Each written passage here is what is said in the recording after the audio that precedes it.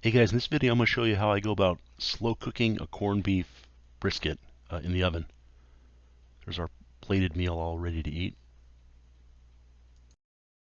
So what we got here is we got your traditional corned beef brisket, normally purchased around St. Patrick's Day. My local supermarket was selling these like super cheap after St. Patty's Day, so I went and bought a few.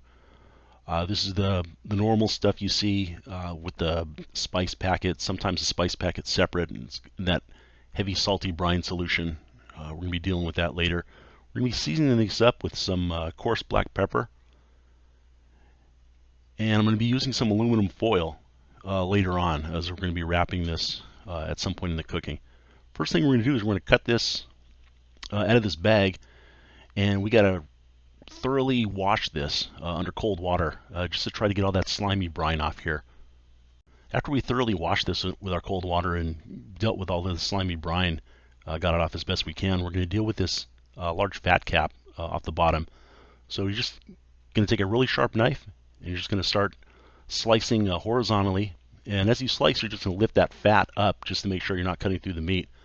I'm going to do a separate video on this process, so you can go and check that out. But once you actually slice off that meat, you're going to want to hand pat this down with a paper towel, because it's going to be quite wet. Then I'm going to go ahead and season both sides of this brisket with my coarse black pepper.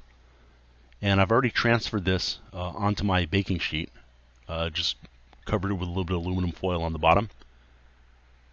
And then after we season this, like I say, seasoning both sides, we're going to be putting this in the oven at 250 degrees. And we're going to be baking this on the middle rack. And we're going to be baking this for about 3 hours.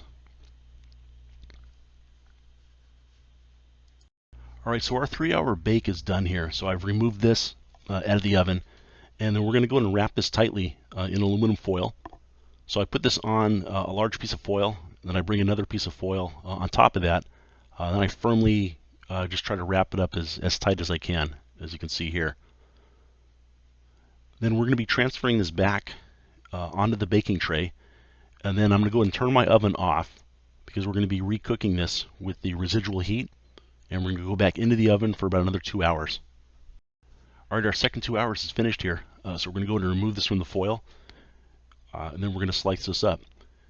Now you notice when I slice this, I'm going to be slicing this against the grain. And the grain typically with these is going to be going, I guess widthwise, across the entire like horizontal piece. So we're just going to be cutting straight down. And you notice as I cut this, this meat's not breaking apart. So I intentionally cooked it in this manner because I didn't want these slices to break apart. I wanted them to stay together as I slice this. You can slice this as thick or as thin as you like.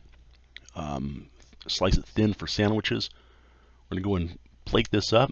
We're going to plate this up with a little bit of white rice and some mixed vegetables.